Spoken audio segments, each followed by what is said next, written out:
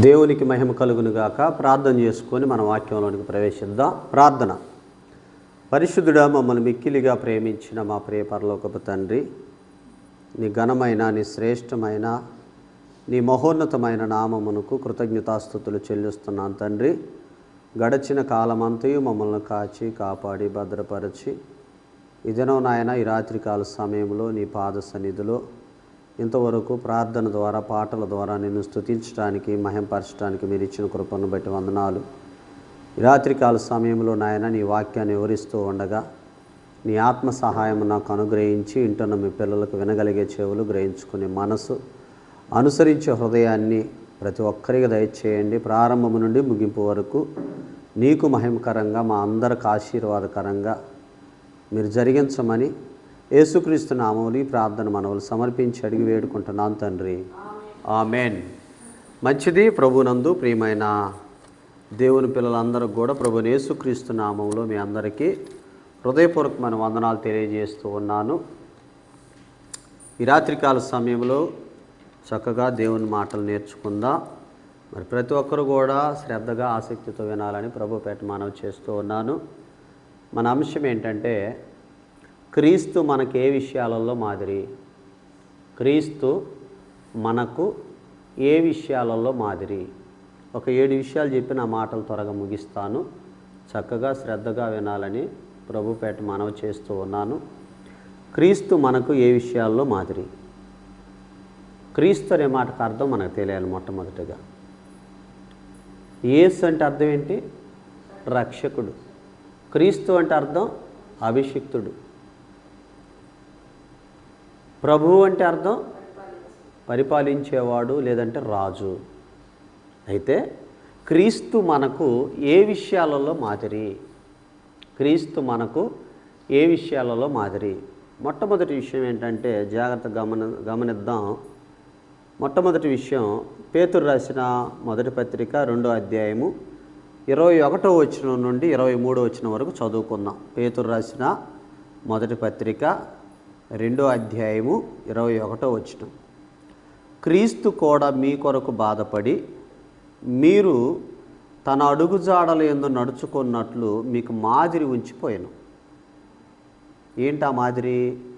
ఆయన పాపము చేయలేదు, ఆయన నోటను ఏ కపటమును కనపడలేదు, ఆయన దూషింపబడి బదులు దూషింపలేదు, ఆయన శ్రమ పెట్టబడి బెదిరింపక న్యాయముగా తీర్పు తీర్చి దేవునికి తనను తాను అప్పగించుకొనెను. చూశారు, ఇక్కడ అపోస్తుడైన పేతురు గారు సంఘానికి తెలియజేస్తూ ఉన్నాడు, క్రీస్తు మనకే విషయాల్లో మాదిరి. క్రీస్తు మనకే కాదు, మనమంటే ఎవరు? సంఘం. మనం ఎవరు? ఇప్పుడు పిలువబడిన ప్రజలం, పరిశుద్ధ సంఘం మనం.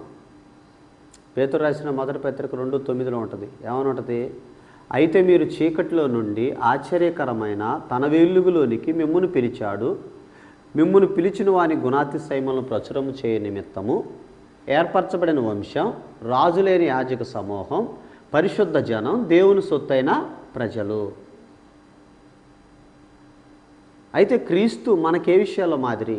మనం దేవుని సొత్తైన ప్రజలు, మనం దేవుని పిల్లలు.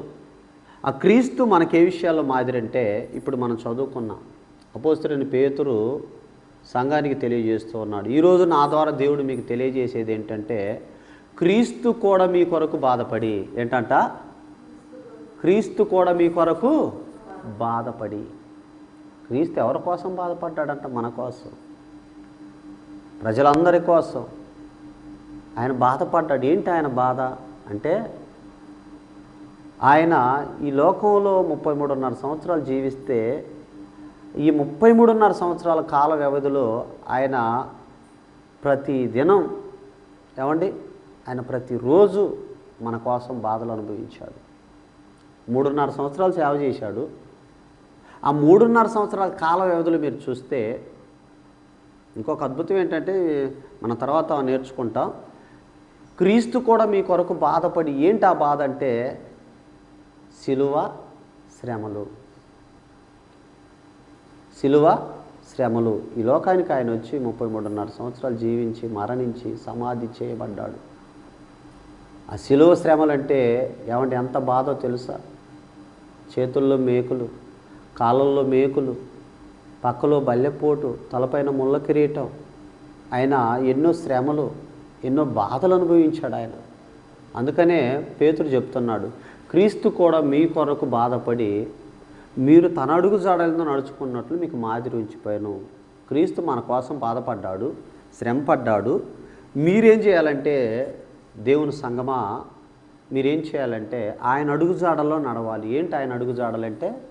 ఆయన పాపం చేయాల, ఆయన పాపం చేయలేదు, ఆయన నోటన కపటం లేదు, ఆయన దూషించబడ్డాడు, బదులు దూషింపలేదు, శ్రమ పెట్టబడ్డాడు, కానీ న్యాయముగా బెదిరించక న్యాయముగా తీర్పు తీర్చి దేవునికి తనను తాను అప్పగించుకున్నాడు.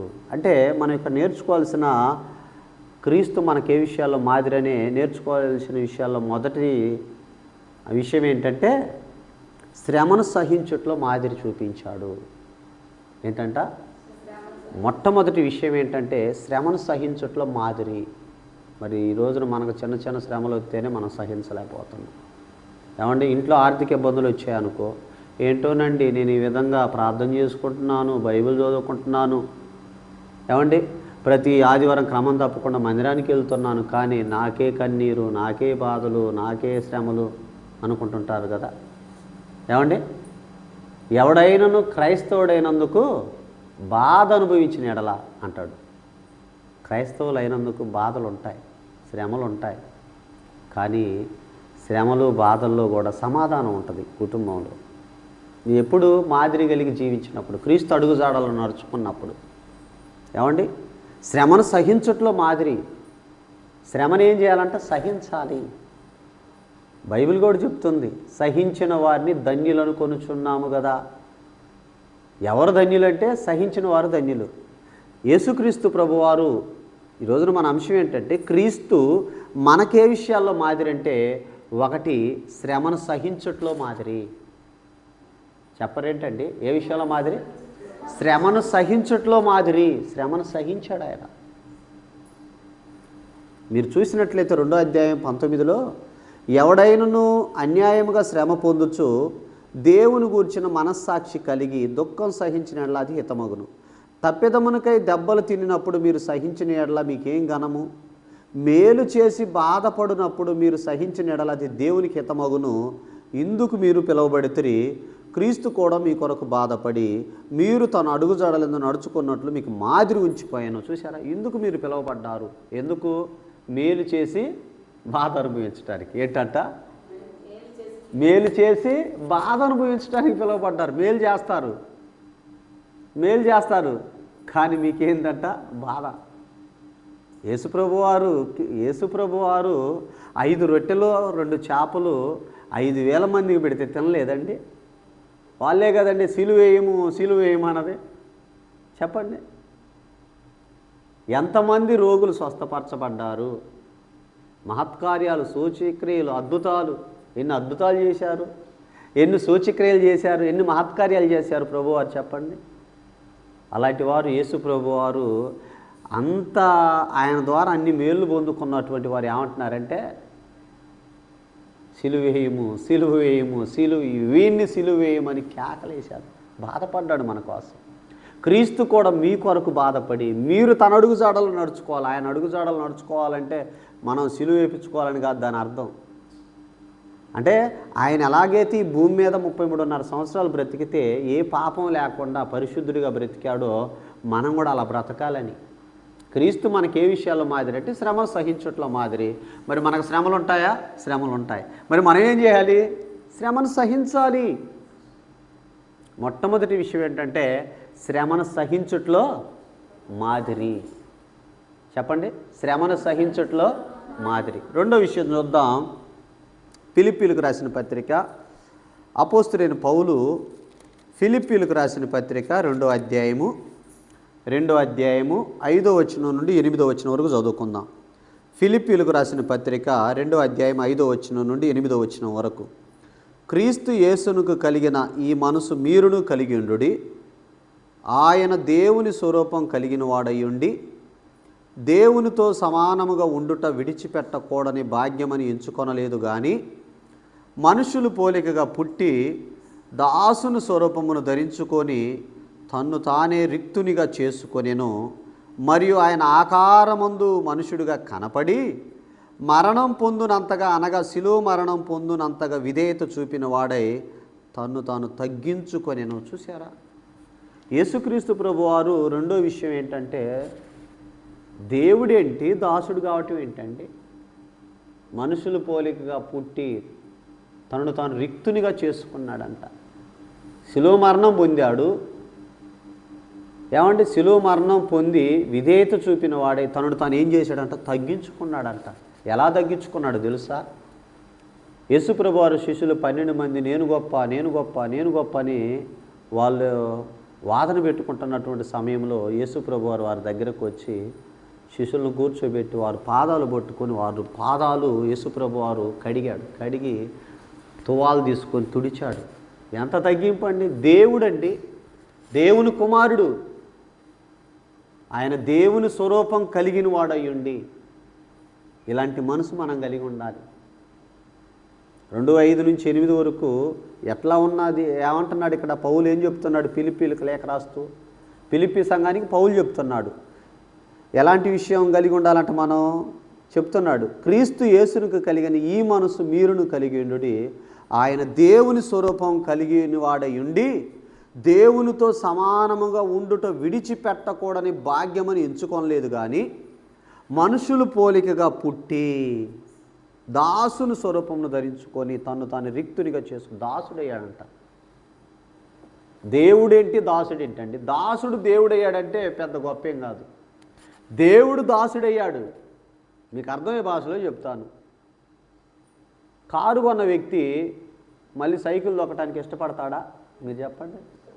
కారులో తిరిగిన వ్యక్తి సైకిల్ దొక్కటానికి ఇష్టపడ్డ. ఎందుకంటే అరే మొన్నటిదాకా ఈ వ్యక్తి కారులో తిరిగాడు, ఇప్పుడేంటండి సైకిల్లో తిరుగుతున్నాడంటే చిన్నతనంగా ఫీల్ అవుతాడు. ఒక కారు కొని మళ్ళీ సైకిల్ దొక్కుతుంటే చిన్నతనంగా ఫీల్ అవుతారు చాలామంది. ప్రభునందు ప్రేమ దేవుని పిల్లారా, దేవుడు దేవునితో విడిచిపెట్టకూడని భాగ్యమని ఎంచుకోలేదంట. దేవునితో సమానుడు క్రీస్తు, దేవుడు. అలాంటి క్రీస్తు మనకే విషయాల్లో మాదిరి అంటే శిలువ మరణం పొందినంతకు విధేయత చూపిన వాడై తనను తను తగ్గించుకున్నాడు. యేసుప్రభు వారు ఎంత తగ్గించుకున్నాడండి, దాసుడయ్యాడు.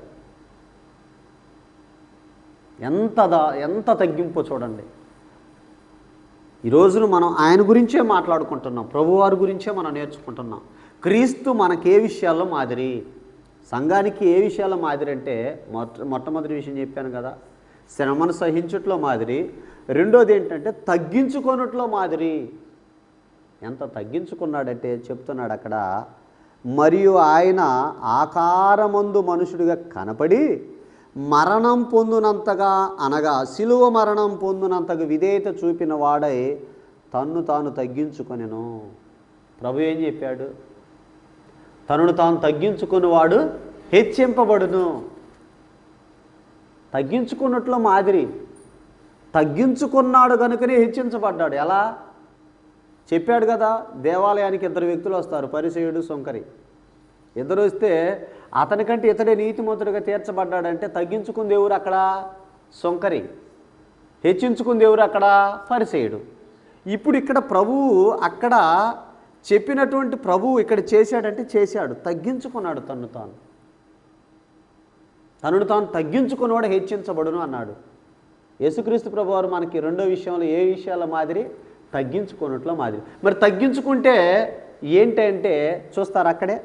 తగ్గించుకుంటే ఏంటి గొప్పతనం అంటే 9వ వచనం, అందుచేతను పరలోకమందున్న వారిలో కానీ, భూమి మీద ఉన్నవారిలో కానీ, భూమి క్రింద ఉన్నవారిలో కానీ ప్రతి వాని మోకాలును యేసు నామమును వంగునట్లును. ఏంటంట?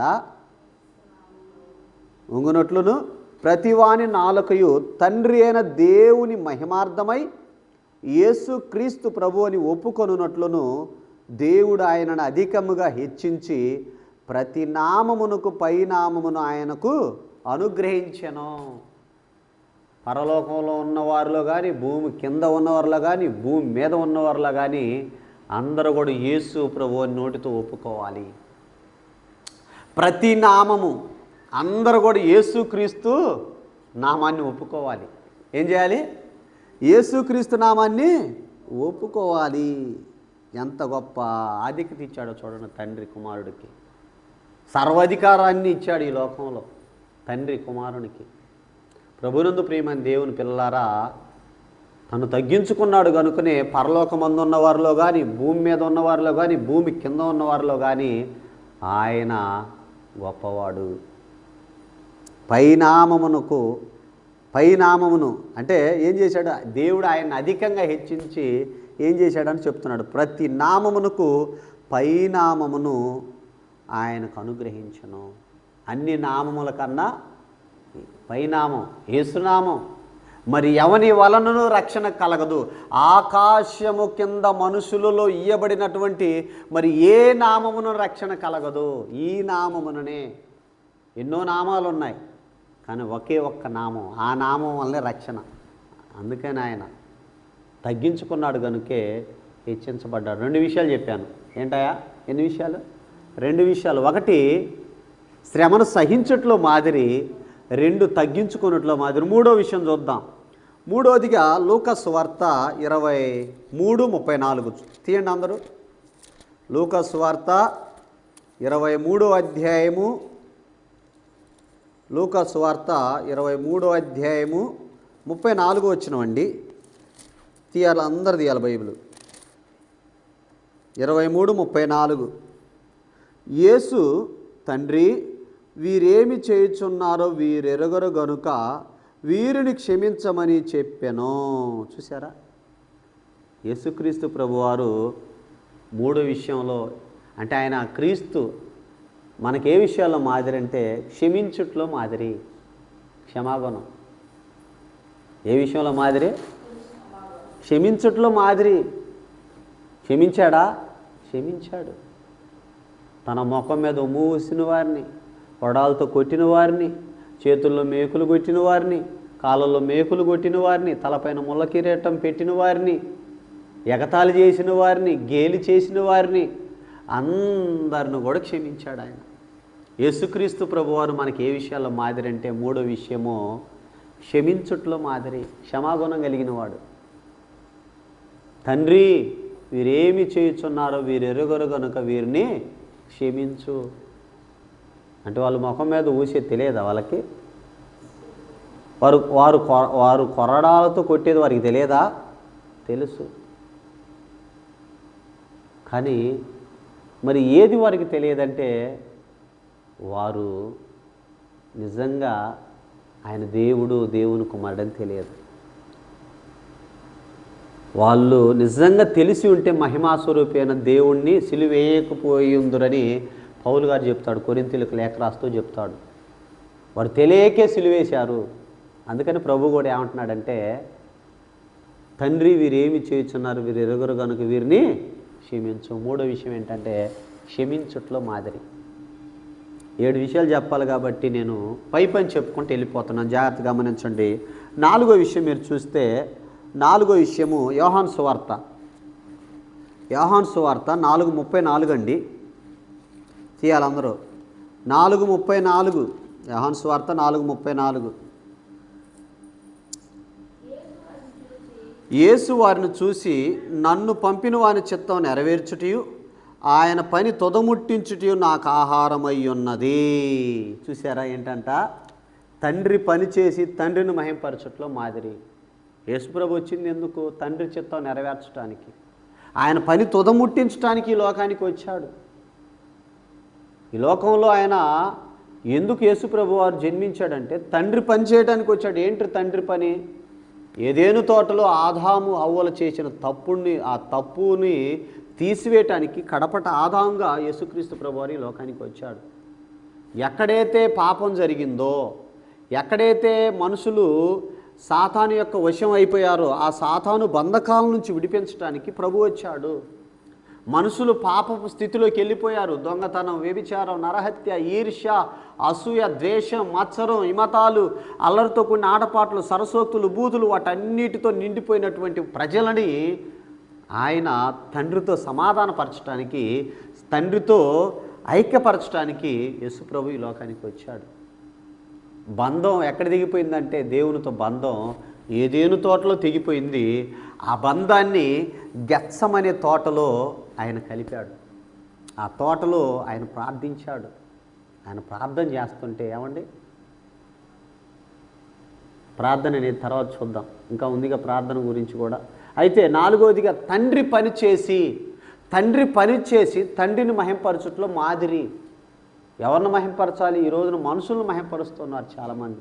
ప్రభునందు ప్రియమైన దేవుని పిల్లలారా, మనుషులు దృష్టికి ఘనంగా ఎంచబడినదంట, దేవుని దృష్టికి ఘనంగా ఎంచబడదు.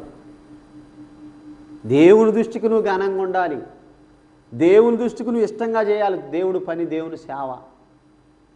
అందుకని పౌలు చెప్తాడు, మనుషులను సంతోషపెట్టు వారు చేసినట్లు కంటికి కనపడుటకే కాక దేవుని సంతోషపెట్టేవారిగా మీరు ఉండాలంటాడు. కొలసీ పత్రికలో చెప్తాడు, ఎఫెసీ పత్రికలో కూడా ఆ మాట రాయబడింది. మనం ఎవరిని మహింపరచాలి? దేవుణ్ణి మహింపరచాలి.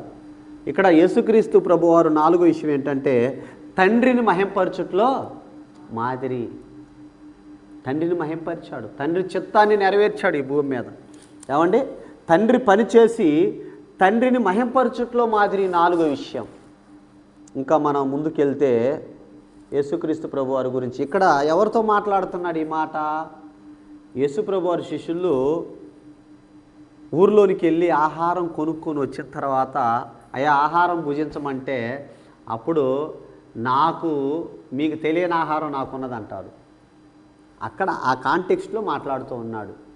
ఎవరితో మాట్లాడుతున్నారు ఈ మాట? యేసు ప్రభువారు శిష్యులతో మాట్లాడుతున్నాడు. చూడండి 4:34లో ఇంకా చూడండి 4:34. యేసు వారిని చూసి, ఎవరు వారు? శిష్యులు, యేసుప్రభు శిష్యులు. యేసు వారిని చూసి, నన్ను పంపిన వాని చిత్తం నెరవేర్చుటయు ఆయన పని తొదముట్టించుటయు నాకు ఆహారం అయి ఉన్నది. చూసారా, ఆయన పనిని తొదముట్టించుటే నాకు ఆహారం. తండ్రి పని చేసి దేవుని మహింపరచుట్లో మాదిరి. ఇది నాలుగో విషయం. ఐదో విషయం మీరు చూసినట్లయితే హెబ్రీలకు రాసిన పత్రిక 5వ అధ్యాయానికి వద్దాం. అందరం తీయాలి, బైబిల్ ఉన్నవారు అందరూ. 5:8 5:8 అంటే చదవండి. ఆయన కుమారుడై ఉండియు తాను పొందిన శ్రమల వలన విధేయతను నేర్చుకొనెను. చూశారా, అసలు దేవుని కుమారుడు ఆయన. దేవుని కుమారుడై ఉండి ఆయన విధేయత చూయించట్లో మాదిరి. విధేయతలో మాదిరి అండి ఆయన. ఇందాక ఫిలిప్పీ పత్రికలో కూడా మనం చదువుకున్నాం. శిలువ మరణం పొందినంతగా విధేయత చూపిన వాడని ఫిలిప్పీ పత్రికలో చదువుకున్నాం. అలాగని ఇక్కడ పౌలు హెబ్రీలకు లేఖ రాస్తూ 5:8 అంటున్నాడు. ఏమంటున్నాడంటే చూడండి, ఏమంటున్నాడు 8వ వచనంలో, ఆయన కుమారుడై ఉండియు తాను పొందిన శ్రమల వలన విధేయత నేర్చుకొనెను. అసలు విధేయత ఎప్పుడు నేర్చుకుంటారంట? మనిషి ఎప్పుడు విధేయత కలిగి ఉంటాడు తెలుసా? శ్రమ వచ్చినప్పుడే. సంతోషం వచ్చినప్పుడు, ఆనందం ఉన్నప్పుడు మనిషి విధేయత నేర్చుకోలేడు. విధేయత ఎప్పుడు వస్తుందంటే శ్రమ వచ్చినప్పుడే. బాధ వచ్చినప్పుడే ఇంకా ఎక్కువగా దేవుడికి దగ్గర అవుతాను. ఆయన తాను పొందిన శ్రమల వలన విధేయత నేర్చుకొనెను. మనకి యేసుక్రీస్తు ప్రభువారు మనకి ఏ విషయాల్లో మాదిరి అంటే విధేయత చూపించట్లో మాదిరి. విధేయత. ఏమండి, భార్యలారా మీ భర్తలకు విధేయులై ఉండండి. పిల్లలారా అన్ని విషయాల్లో మీ తల్లిదండ్రులకు విధేయులై ఉండండి అంటాడు. భార్యలారా అన్ని విషయాల్లో మీ భర్తలకు విధేయులై ఉండండి. విధేయతకు మరొక పదం లోబడుట. భర్తలారా మీ భార్యల్ని ప్రేమించుడి, వారిని ఇష్టోర పెట్టకుడి. అది కూడా విధేయతే. భర్త భార్యను ప్రేమించాడు అనుకో, దేవుడికి విధేయుడు. భార్య భర్తకు లోబడింది అనుకో, దేవుడికి విధేయురాలు. పిల్లలు అన్ని విషయాల్లో తల్లిదండ్రులకు విధేయత కలిగి ఉంటే దేవుడికి కూడా విధేయుడే. అంటే భార్య, భర్త, పిల్లలు. భర్తలారా మీ భార్యలను ప్రేమించుడి, వారిని నిష్ఠూర పెట్టకుడి. ఆ మాట కొలసీ పత్రిక 3:18 చెప్తాడు. ఎఫెసీ పత్రికలో కూడా రాయబడింది 5వ అధ్యాయంలో. అంటే భర్తలారా మీ భార్యలను ప్రేమించుడి, వారిని నిష్ఠూర పెట్టకుడి అన్నాడు. భర్తలకు చెప్పిన మాట. భార్యలారా మీ భర్తలకు విధేయులయుండు, ఇది ప్రభువును బట్టి యుక్తమై ఉన్నది అంటాడు. పిల్లలారా, అన్ని విషయాల్లో మీ తల్లిదండ్రుల మాట వినండి, విధేయత చూపండి. విధేయత చాలా గొప్పదండి. విధేయత ఎన్నో విషయంలో ఉన్నాం, 5వ విషయంలో ఉన్నాం. విధేయత చూపించట్లో మాదిరి ఆయన. ఎవరైనా? క్రీస్తు. క్రీస్తు మన అంశం ఏంటి? క్రీస్తు మనకు ఏ విషయాల్లో మాదిరి అంటే విధేయత చూపించట్లో మాదిరి. 6వ విషయం ఏంటంటే అదే హెబ్రీ పత్రిక 5వ అధ్యాయం 7వ వచనం నుండి చదువుకుందాం మరొకసారి. 5:7 శరీరధారి అయిన దినములలో మహారోదనముతోనూ కన్నీళ్లతోనూ తన్ను మరణం నుండి రక్షింపగలవానికి ప్రార్థనలను యాచనలను సమర్పించి భయభక్తులు కలిగి ఉన్నందున ఆయన అంగీకరింపబడెను. ఆయన కుమారుడయ్యుండి తాను పొందిన శ్రమల వలన విధేయత నేర్చుకొనెను. చూసారా, ఇక్కడ ప్రార్థన చేయట్లో మాదిరి ఏంటంట? ప్రార్థన చేయట్లో మాదిరి. యేసు ప్రభు వారు రాత్రంతా ప్రార్థన చేశాడు, పగలంతా వాక్యాన్ని బోధించాడు. ఆయన ప్రార్థన చేయట్లో మాదిరి. మోకాల్లోని ప్రార్థన చేశాడు ప్రభు. మనోళ్ళు మోకాళ్ళు వేయటానికి కష్టం. ఏమండి? మోకరించమంటే మోకాలు నొప్పులు అంటారు. మోకాల్లోని ప్రభు శరీరధారి అయిన దినములలో, ఏమండి, శరీరధారి అయిన దినములలో మహారోదనముతోనూ ఏమని రాయబడింది అక్కడ 7వ వచనంలో? శరీరధారి అయిన దినములలో మహారోదనముతోను పెద్దగా ఏడ్చాడు ఆయన. కన్నీళ్లతోనూ తన్ను మరణం నుండి రక్షింపగలవానికి ప్రార్థనలను యాచనలను సమర్పించి. చూసారా, ప్రార్థన చేయట్లో మాదిరి ఆయన. ఏమండి? గెత్సమనే ఆ తోటలో ఆ రాత్రి ఆయన అప్పగించబడే ముందు ఆయన ప్రార్థన చేస్తుంటే ప్రార్థన ఆయన చెమట నేలను పడితే రక్త బిందువుగా మారిందంట, రక్తంగా మారిందంట చెమట. అంత ప్రార్థన చేశాడు ఆయన. ప్రార్థన చేయట్లో మాదిరి అండి. ప్రార్థన చేయట్లో మాదిరి. ఆయన రాత్రంతా ప్రార్థన చేశాడు, పగలంతా వాక్యాన్ని బోధించాడు. మన వాళ్ళు గంట కూడా ప్రార్థన చేయలేరు. ఏమండి? గంట ఏం చెప్పుకోవాలండి? 10 నిమిషాలు చేస్తే చాలదా? 2 నిమిషాలు చేస్తే ఎండా దేవుడు? 2 నిమిషాలు అన్నం తినరాదు మరి నువ్వు? 2 నిమిషాలు అన్నం తింటావా? 3 నిమిషాలు అన్నం తింటావా? తినటానికి బాగా మాంసం అయితే కనీసం ఒక గంటేన పట్టుద్ది తినటానికి. తిన్నగా ముక్కలు నవ్వులుకుంటా ఏట మాంసం అయితే బాగా కాదండి? చెప్పండి మీరు. మాంసం ఎంత టైం అండి? బాగా మంచిగా నీట్గా కూర చేసుకొని చక్కగా తింటుంటే ఎంత టైం పట్టుద్ది? 2-3 నిమిషాలు తినేస్తారా? శుభ్రంగా ఇట్ట అంటారా? చెప్పండి. ప్రభునందు ప్రియమైన దేవుని పిల్లలు గమనించండి. ఒక అన్నమే మనం కాసేపు అంటే మ్యాక్సిమం ఒక 10 గంట సేపు తింటాం, 10 నిమిషాలని తింటాం కదా. మరి ప్రార్థన 1 నిమిషంలో ప్రార్థన. అన్నం తినేటప్పుడు కొంతమంది ఇట పెట్టడం తీయటం, ఇట పెడతారు గబక్కున, ఇట పెట్టడం ఇట తీయటం, అది కూడా ప్రార్థనే. యేసుక్రీస్తు ప్రభువారు ప్రార్థన చేయట్లో మాదిరి. అదే అంటే మత్తయి సువార్త తీసుకొచ్చి వ్యర్థమైన మాటలు మీరు వచింపవద్దు, అది ఎందుకు చెప్పిండి, ఏంది ఆ కాంటెక్స్ట్ అనేది తెలియదు. వీళ్ళు పెద్ద బోధకులాలు ఫీల్ అవుతుంటారు కొంతమంది. ప్రార్థన చేయమని దేవుడు చెప్తే ఎంతసేపు చేయాలండి? ఏం మాట్లాడుతావండి దేవుడితో నువ్వు? ఒక రాష్ట్ర సీఎం దగ్గర పోయి ఎన్ని మాటలు చెప్పాలి ఏంటి? ఒక రాష్ట్ర సీఎం దగ్గర పోయి అంట ఎంతసేపు సార్ ఇదిగో మా ఊరికి సమస్య ఉందని ఒక్క మాటలు అయిపోయింది కదా. దేవుడితో కూడా అట్నే ఉండాలంట. మరి యేసుప్రభు ఎందుకు రాత్రి అంతా ప్రార్థన చేసిండు? వీళ్ళు గొప్పలు అయ్యి ప్రార్థన వద్దంట, ప్రార్థన 2 నిమిషాలు చాలంట. ఎవరు చెప్పారండి మీకు? రాత్రంతా ప్రార్థన చేశాడు నా ప్రభు. లోకస్వార్త 21:37 చదువుకోండి కావాలంటే. చూడండి ఎలా చేశాడంట. చూడండి, ప్రార్థన చేయట్లో మాదిరండి. లోకస్వార్త 21:37 చూడండి ఏం జరిగింది అక్కడ. 21:37 ఆయన ప్రతిదినము పగటి యందు దేవాలయంలో బోధించుచు రాత్రి వేళ ఒలీవల కొండకు వెళ్ళుచు కాలం గడుపుచుండెను. తర్వాత లోకస్వార్త 6వ అధ్యాయం చూడండి 6:12.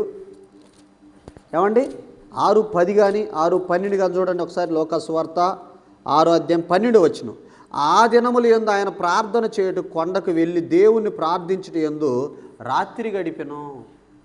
ఏమండి ఆయన రాత్రులంతా గడిపితే మీరెంతసేపు చేస్తున్నారో ప్రార్థన మీరు చెప్పాలి. 20 నిమిషాలు వెరీ గుడ్. ప్రార్థన గడపాలి దేవుడి సన్నిధిలో. 8 గంటలు మీ పొలం పనులకి, ఆ పనులకి, ఈ పనులకి 8 గంటలు గడుపుతారు. దేవుడి సన్నిధిలో 8 నిమిషాలు. ఏమంటే చెప్పండి,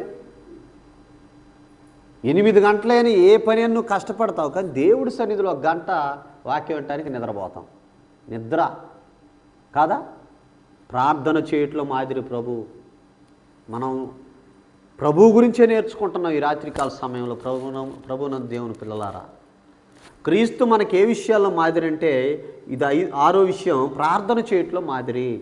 తర్వాత భయభక్తులు కలిగి ఉండుట్లో మాదిరి అంట. ఎవరు? ప్రభు అండి.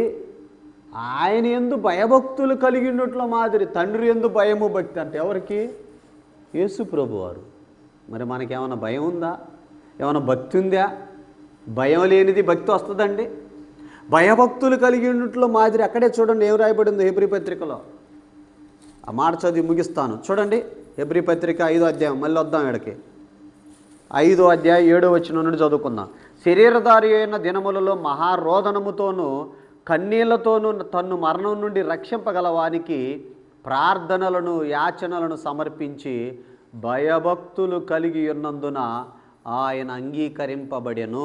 చూశారా? భయము భక్తి అప్పుడు అంగీకరించబడ్డాడంట. భయభక్తులు కలిగి ఉన్నట్లు మాదిరి. భయం ఉండాలి, భక్తి ఉండాలి. భక్తి అంటే యాకోబు రాసిన పత్రికలో ఉంది. తండ్రి అయిన దేవుని ఎదుట నిష్కలంకమైన భక్తి ఏదనగా దిక్కులేని పిల్లలను ఎదవరాండ్రను వారి ఇబ్బందులు పరామర్శిస్తూ ఇహలోక మాలిన్యం తనకంటకుండా తనను తాను కాపాడుకున్నటే భక్తి. ఈ లోకంలో పాపాన్ని అంటించుకోకుండా బ్రతకటమే భక్తి. లోకంలో ఉన్నదంతా శరీరాశ, నేత్రాశ, జీవపు డమ్మం, దాన్ని అంటించుకోకుండా బ్రతకటమే భక్తి. 7 విషయాలు చెప్పాను. భయభక్తులు కలిగినట్లు మాదిరి ప్రభు. క్రీస్తు మనకి ఏ విషయాల్లో మాదిరి అంటే 7 విషయాలు చెప్పాను. 7 విషయాలు గుర్తుపెట్టుకోవాలి మీరు. ఈ 7 విషయాలు పాటిస్తే పరలోకాన్ని సంపాదించుకుంటారు. క్రీస్తు మనకు ఏ విషయాల్లో మాదిరి అంటే 7 విషయాల్లో మాదిరి. మొదటి విషయం ఏంటి? ఏమండి చెప్పరేంటండి? మొదటి విషయం శ్రమను సహించుట్లో మాదిరి. రెండో విషయం ఏంటంటే తగ్గించుకొనుట్లో మాదిరి. మూడో విషయం ఏంటంటే క్షమించుట్లో మాదిరి. నాలుగో విషయం ఏంటంటే తండ్రి పని చేసి తండ్రిని మహిమపరచుట్లో మాదిరి. ఐదో విషయం ఏంటంటే విధేయత చూపట్లో మాదిరి. ఆరో విషయము ప్రార్థన చేయట్లో మాదిరి. ఏడో విషయం ఏంటంటే ఏడో విషయం ఏంటి చెప్పాలి మీరే. భయభక్తులు కలిగి ఉండుట్లో మాదిరి. 7 విషయాలు. ఈ 7 విషయాలు గుర్తుపెట్టుకోవాలి. క్రీస్తు మనకి ఏ విషయాల్లో మాదిరి అంటే ఈ 7 విషయాలు గుర్తుపెట్టుకోవాలి మీరు.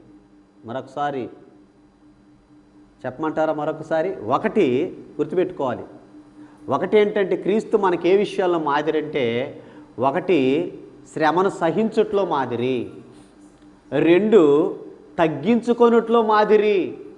3 క్షమించుట్లో మాదిరి. 4 తండ్రి పనిచేసి తండ్రిని మహింపరచుట్లో మాదిరి. 5 విధేయత చూపుట్లో మాదిరి. 6 ప్రార్థన చేయట్లో మాదిరి. 7 భయభక్తులు కలిగిండుట్లో మాదిరి. ఈ 7 విషయాలు క్రీస్తు మనకు చూపించిన మాదిరి. ప్రభునందు ప్రియమైన దేవుని పిల్లలారా, ఈ యొక్క మాదిరి కలిగి ఈ 7 విషయాలు మనం కలిగి మనం ప్రతిదినం ధ్యానించుకోవాలి. 7 విషయాలు. ఎక్కడన్నా కుడికి కానీ ఎడమకు కానీ తొట్టిల్లినప్పుడు ఈ 7 విషయాలు ఎక్కడన్నా మనం శ్రమ విషయంలో ఏమన్నా తప్పిపోతున్నామా?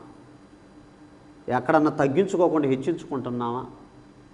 ఎవరినైనా క్షమించమంటే క్షమించకుండా వదిలేస్తున్నామా? తండ్రి పని మనం చేయాలి. ఈ లోక పని కాదు, తండ్రి పని మనం చేయాలి. ఆ విషయంలో ఏమైనా తప్పిపోతున్నామా?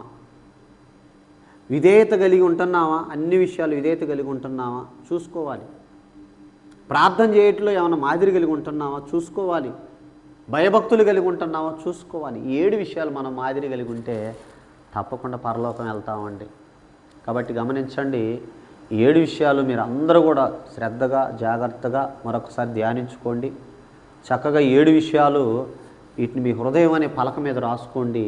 ఈ 7 విషయాలు పాటించండి, ఆ నిత్యత్వాన్ని సంపాదించుకోండి. కాబట్టి ఈ రాత్రికాల సమయంలో ఓర్పుతో ఓపికతో అన్న మీ అందరికి వందనాలు తెలియజేస్తూ ఈ మాటలు ముగిస్తూ ఉన్నాను. ప్రార్థన చేసుకుందాం. పరిశుద్ధుడా, ప్రేమ కలిగిన మా తండ్రి, మహోన్నతుడా, ఈ రాత్రికాల సమయంలో నాయన ఇంతవరకు క్రీస్తు మనకే విషయాల్లో మాదిరి అనే అంశం ద్వారా నాయన 7 విషయాలు మీరు మా ముందు పెట్టారు. ఆ 7 విషయాలు నాయన నీ పిల్లలు నేను అందరం పాటించుటకు మీ సహాయం అనుగ్రహించండి. ఎన్న మాటలు నిష్ప్రయోజనం కాకుండా ఆ మాటలు మా హృదయాల్లో 30 60 100 ఫలింపచేయండి. అయా విని విడిచిపెట్టేవారిగా కాక విని వాటి ప్రకారం ప్రవర్తించే కృప నీ పిల్లలందరికీ అనుగ్రహించండి. ఈ 7 విషయాలు నాయన మా హృదయాల్లో 30 60 100 ముద్రించి మీరున్న పరమునకు చేరే అట్టి కృప అట్టి ధన్యత మీరు మాకు ఇవ్వమని కోరుకుంటూ స్థానిక సంఘాన్ని సంఘబిడ్డల కుటుంబాలను మీరు జ్ఞాపకం చేసుకోండి. రానున్న దినాల్లో ఇంకా నాయన ఈ యొక్క యూట్యూబ్ పరిచర్య నాయన మీరు ఆశీర్వదించి విస్తరింప చేయమని, ఈ యూట్యూబ్ ద్వారా ఎంతమంది అయితే నాయన ఈ యొక్క వాక్యాన్ని ఈ లైవ్ చూస్తూ ఉన్నారో ప్రతి కుటుంబాన్ని మీరు ఆత్మీయంగా ఆర్థికంగా అన్ని విషయాలు అభివృద్ధి చేయమని, మరి ముఖ్యంగా ఈ రాత్రికాల సమయంలో కూడి ఉన్న నీ పిల్లలందరినీ దీవించి ఆశీర్వదించి బలపరచమని, సమస్త ఘనత మహిమా ప్రభావాలు మీరే పొందుకోమని యేసుక్రీస్తు నామమున ఈ ప్రార్థన మనవులు సమర్పించి అడిగి వేడుకుంటున్నాము తండ్రి.